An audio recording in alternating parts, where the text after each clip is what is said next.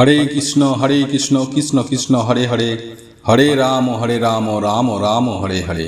নমস্কার বন্ধুরা, সুখের চাবি চ্যানেলে আপনাদের সকলকে জানাই স্বাগত।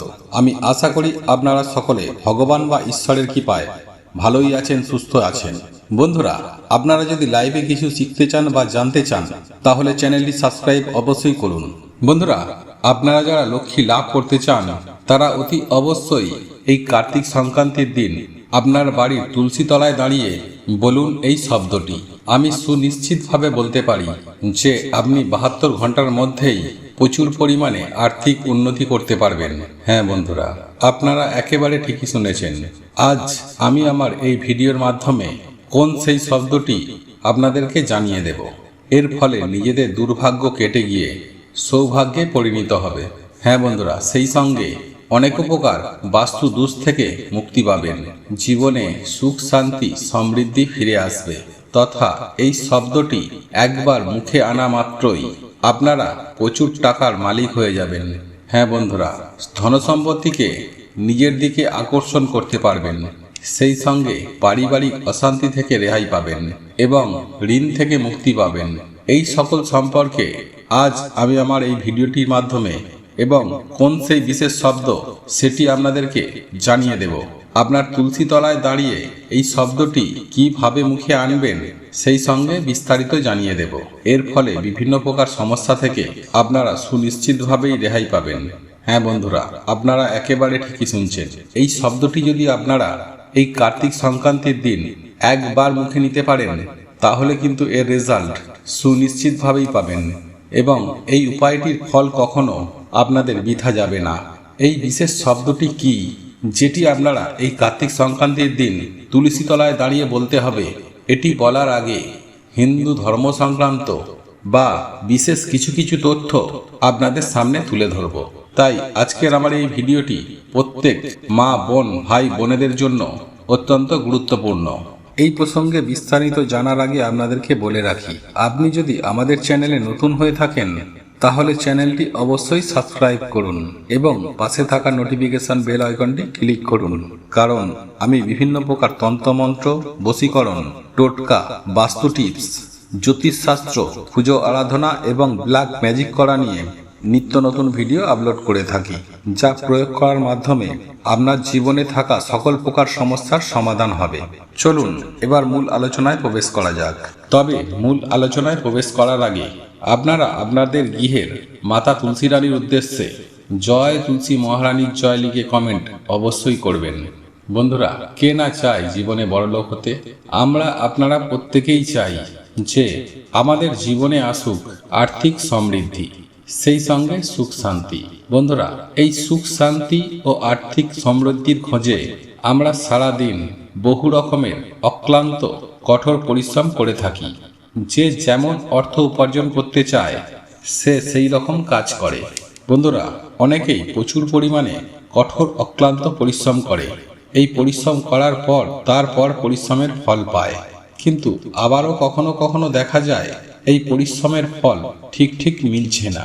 পরিশ্রমের ফল ঠিক না মেলার জন্য জীবনে আসে বাধা বিপত্তি। তাই আজ আমি আপনাদেরকে জানিয়ে দেব যে যদি আপনাদের বাড়িতে তুলসী মঞ্চ থেকে থাকে তাহলে এই কার্তিক সংক্রান্তির দিন আপনার তুলসীর মঞ্চের সামনে দাঁড়িয়ে উচ্চারণ করুন এই মন্ত্র। আমি সুনিশ্চিতভাবে বলতে পারি যে আপনি সুফল পাবেন। আপনি অতি অবশ্যই জীবনে উন্নতি করবেন। তাই সুপ্রিয় দর্শক বন্ধুরা, আপনারা অতি অবশ্যই চেষ্টা করুন এই কার্তিক সংক্রান্তির দিন বিশেষ এই শব্দটি একবার তুলসী তলায় দাঁড়িয়ে মুখে আনতে। এর ফলে আপনার জীবনে সুনিশ্চিতভাবে সুখ শান্তি সমৃদ্ধির ছোঁয়া অবশ্যই আসবে। বন্ধুরা, আপনাদের এই মন্ত্রটি জপ করার জন্য অতি অবশ্যই তার আগে আপনাদের বাড়িতে থাকা তুলসী মঞ্চটিকে ভালো করে ধুয়ে পরিষ্কার করে নিতে হবে। তারপর পুজো আরাধনাও করতে হবে। তবে এই তুলসী মঞ্চ যখন আপনারা ধোবেন তখন একটি বিষয় অতি অবশ্যই মাথায় রাখবেন যে আপনি এই উপায় বা ক্রিয়াটি করতে যাচ্ছেন এই কার্তিক সংক্রান্তির দিন। আর শাস্ত্র মতে আমরা আপনারা প্রত্যেকেই জানি যে কোনো সংক্রান্তির দিন তুলসী গাছে জল দেয়া বলুন কিংবা তুলসী মঞ্চে এগুলি করতে নেই, কারণ শাস্ত্রে স্পষ্টত নিষেধ করা আছে এই সংক্রান্তির দিন বা যে কোনো রবিবার দিন মাতা তুলসী রানী নির্জলা উপবাস করেন প্রভু শ্রী হরির জন্য। তাই সুপ্রিয় দর্শক বন্ধুরা, আপনারা তুলসী মঞ্চটিকে ভালো করে ধুয়ে পরিষ্কার পরিচ্ছন্ন করে নেবেন। তারপর সন্ধ্যাবেলায় আপনারা যেভাবে সন্ধ্যা দেন ঠিক সেভাবেই আপনারা সন্ধ্যার প্রদীপ দেখাবেন। তবে আপনার তুলসী মঞ্চে প্রদীপ দেখানোর কোনো প্রয়োজন নেই।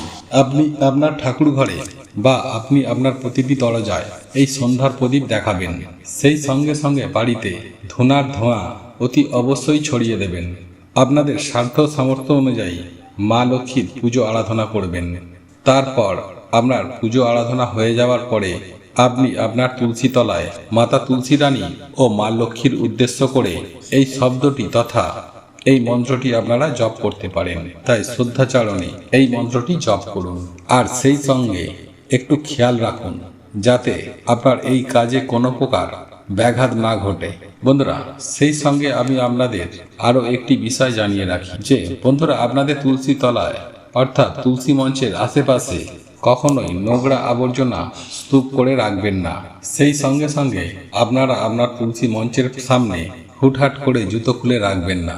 অনেক সময়ই দেখা যায় বাড়ির উঠানে তুলসী মঞ্চের আশেপাশে হুটহাট করে জুতো বা চপ্পল খুলে রাখেন। এটি অত্যন্ত খারাপ। এই দিকটি বিশেষ করে আপনারা নজর রাখবেন।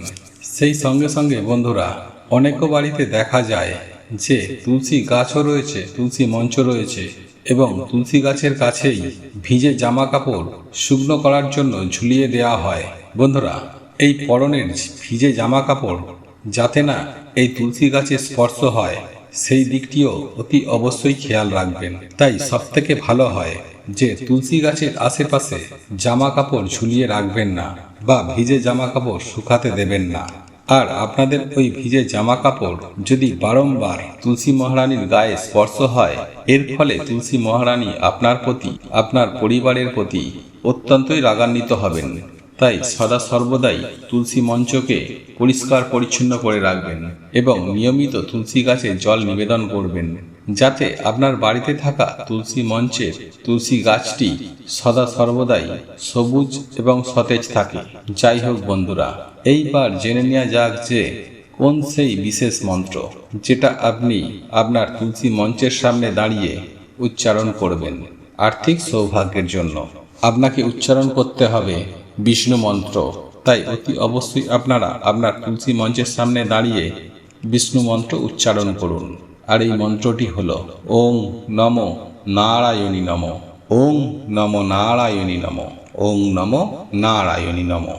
বন্ধুরা, এই মন্ত্রটি আপনারা 108 বার অথবা 21 বার অতি অবশ্যই জপ করবেন।